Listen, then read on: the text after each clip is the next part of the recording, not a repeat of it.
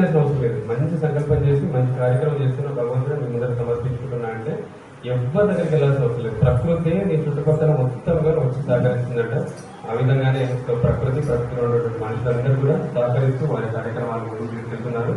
వారి కార్యక్రమాలు కూడా ఇలాగే అన్నట్టుగా ఇంకా ఎక్కువగా సేవలు వస్తారు. ప్రతి ఒక్కరు కూడా ఎవరెవరి స్థాయికి తగ్గట్టు ఎవరెవరి శక్తికి తగ్గట్టుగా ప్రతి ఒక్కరు తప్పకుండా వారి యొక్క సేవల్ని ఇస్తూనే వెళ్తున్నారు. ఇంతమంది కలెక్టివ్ గా చేస్తుంటేనే ఈ సంస్థ నడుస్తుంది. మీలాంటి వాళ్ళందరి సహృదయాలు తోడవడంతో ఇంకా చక్కగా ముందుకెళ్తుంది. సో మీలాంటి వాళ్ళందరి సహకారం సంస్థకుండా సంస్థల భాగస్వామ్యం కావాలి. మనం అందరం కలిసి మంచి మంచి పౌరులుగా తీర్చిదిద్దేటువంటి ఒక కార్యక్రమంలో మంచి సేవలు అందించేటువంటి కార్యక్రమాలను మనం అందరం కూడా కలెక్టివ్ గా భాగస్వామ్యం కావాలనేది మా అందరి యొక్క తపన. సో ఈ రోజు ఈ భగవంతుడు మీ అందరికీ ఇక్కడ అవకాశం ఇచ్చి మీరు అన్నట్టుగా స్వామి యొక్క భగవంతుడి యొక్క సమక్షంలోనే ఈ రోజు మీకు సన్మానం జరిగింది. నార్మల్ విషయం కాదు. ఎంతో మంది ఉపాధ్యాయులు మన దగ్గరనే 1000 మంది ఉపాధ్యాయులు మన జీవితం మొదలు. కానీ ఈ రోజు ఇక్కడికి వచ్చింది ఒక 8 మంది 10 మంది మాత్రమే. ఈ యొక్క అవకాశం దొరికింది అని అంటే భగవంతుడు సంకల్పించుకొని మిమ్మల్ని అందరికీ రప్పించుకొని మీ సేవలకి మీ యొక్క మంచితనానికి మీ యొక్క కార్యక్రమాలకి భగవంతుడు కూడా తృప్తి చెందే ఈ యొక్క అవకాశాన్ని మీకు ఇచ్చాడని చెప్పేసి నేను భావిస్తున్నాను. ఇది ఇక్కడికి ఆగిపోదు. ఇది గో లాంగ్ వే. సో చాలా దూరం వెళ్తుంది. ఈ యొక్క ఆశీర్వాదం భగవంతుడు అనేది ఎల్లప్పటికీ ఇంకా ముందు ముందు కొనసాగుతుంది. ఆ భగవంతుడు కూడా మీ యొక్క లైఫ్ లో భాగస్వామ్యం అవ్వాలి, ఇంకా మంచి కార్యక్రమాలు చేయించాలని మేమందరం కూడా భగవంతుని ప్రార్థిస్తాం. జై బోలో భగవాన్ శ్రీ సత్యసాయి బాబాజీకి. సో యాక్టివ్నెస్ మరి మా సంస్థలో కూడా తీసుకురావాలి. వాళ్ళు కూడా భాగస్వామ్యం అయితే వారి ద్వారా ఇంకా 10 మంది కూడా వస్తారు. అంత అంటే ఇన్ఫ్లుయెన్షియల్ అంత ఆరా ఉన్నటువంటి వ్యక్తి తను. తన చుట్టుపక్కల ఎక్కడ ఉన్నా కూడా ట్రాన్స్ఫర్మేషన్ అనేది తీసుకొస్తుంది. నాగరాణి అంటే అద్భుతం అంటే అట్లా. సో తను మన సంస్థలో భాగస్వామ్యం అయితే చాలా చాలా సంతోషం. ఇంకా వారు యాక్టివ్ గా పార్టిసిపేట్ చేస్తే వారితో పాటు ఇంకొక 10 మంది కూడా అవకాశం దొరుకుతుంది. స్వామి మేబీ ఇది బిగినింగ్ అనేది it's not the end. You're already part of it కాబట్టి so maybe you're in the middle of the course. So డెఫినెట్ గా స్వామి ఇంకా ఇక్కడ నుంచి ఇంకా పార్టిసిపేషన్ పెంచాలని మేము అందరం కూడా కోరుకుంటాం. మీరంటే మేము కూడా ప్రార్థన చేస్తాం. ఒక గట్టిగా చెప్పడంతో నాగరాణి గారికి ధన్యవాదాలు. కూడా చాలా చక్కగా భగవంతుడి యొక్క సేవలు ఉండి నేను చూసాను సార్ ఎంత కష్టపడేది. నేను లైవ్ ఇక్కడ లాస్ట్ 10 సంవత్సరాలుగా నేను వారిని అబ్జర్వ్ చేసుకుంటూ వస్తున్నాను. ఎంత కష్టంగా ఆర్థికంగా కష్టమైన, కుటుంబ బాధ్యత పరంగా కష్టమైన, 2 పిల్లలు చేసుకొని ఇక్కడ చిన్న పిల్లలు చిన్న చిన్న కార్యక్రమాలు అయితే బయట వచ్చి ఆడిపించుకుంటూ నా యొక్క హృదయపూర్వక ధన్యవాదాలు. ఎందుకంటే ఇంత మహత్తరమైనటువంటి కార్యక్రమాన్ని నిర్వహించి మమ్మల్ని అంటే ఉపాధ్యాయ వృత్తిలో ఉన్నటువంటి మా అందరికీ హృదయానందకరంగా ఈ కార్యక్రమాన్ని నిర్వహించారు.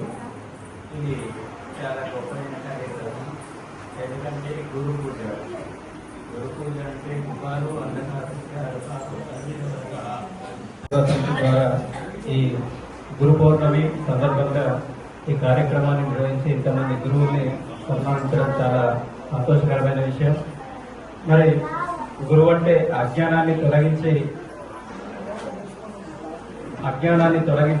మన లోపల ఒక మంచి సంస్కారాన్ని పెంపొందించే వ్యక్తిగా గురువుని మనము చెప్పుకోవడం జరుగుతుంది.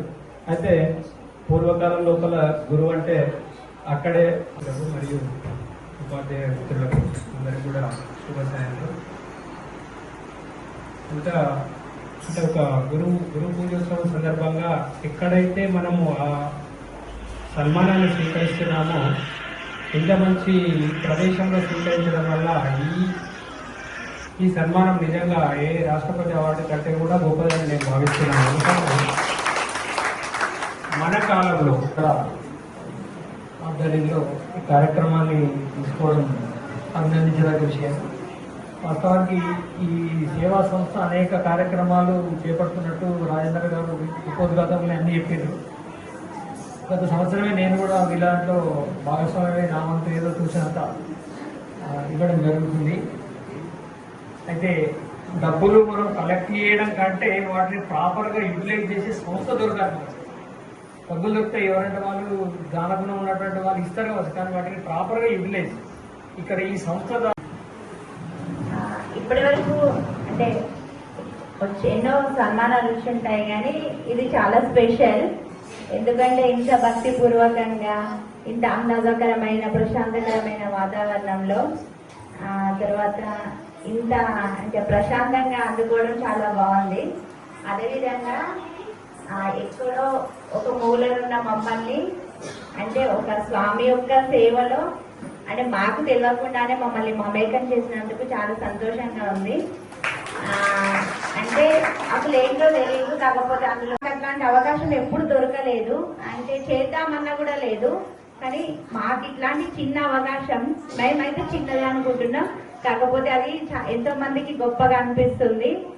మేము చేస్తున్న సేవ ఇంత గొప్పగా అని రాజేంద్ర అన్నయ్య మాటల్లో చెప్తుంటే అబ్బా నిజంగా మేము ఇంత చేస్తున్నామా అనిపించింది. చాలా సంతోషం కూడా అనిపించింది. మమ్మల్ని ఇట్లాంటి ఒక మంచి కార్యక్రమంలో పాల్గొనేటట్టు చేసినందుకు మాకు చాలా హ్యాపీగా ఉంది. అందరికీ ఈ ఈ ట్రస్ట్ సత్యసాయి సేవ సమితిలో సభ్యులు కానీ ఇవన్నీ ప్రోగ్రామ్స్ చూస్తుంటాను, చాలా బాగా అనిపిస్తుంది. నేను కూడా రావాలనుకుంటాను, కానీ ఇష్టంగా భావించాను. కానీ నాకు టైం కేటాయించడం కొంచెం కష్టంగా ఉండడం వల్ల రాలేకపోతున్నాను. ఏదైనా ప్రోగ్రామ్స్ కానీ ఏదైనా కండక్ట్ కానీ అందుకే కొంచెం నేను కూడా కొంచెం టైం కేటాయించుకొని రావాలని నిర్ణయిస్తున్నాను.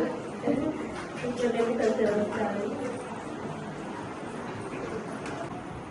అందరికీ ఇక్కడికి వచ్చినటువంటి భగవద్భక్తులందరికీ, సత్యసాయి సేవా సమితి వారందరికీ, ఇక్కడికి విచ్చేసినటువంటి ఉపాధ్యాయులందరికీ గురు పూర్ణిమ శుభాకాంక్షలు. ముందుగా మనం ఈ సత్యసాయి సేవా సమితి వారిని అందరం, ఇక్కడికి వచ్చినటువంటి ఉపాధ్యాయులందరం మరొకసారి ధన్యవాదాలు తెలియజేసుకోవాలి. ఎందుకంటే మన సంఘంలో, సమాజంలో ఎన్నో రకాల సంస్థలు వారికి తోచిన రీతిలో కావచ్చు, తమదైన శైలిలో కావచ్చు రకరకాల సేవా కార్యక్రమాలు చేపడుతూ ఉంటాయి. ఎన్నో రకాల గురు పూర్ణిమ శుభాకాంక్షలు.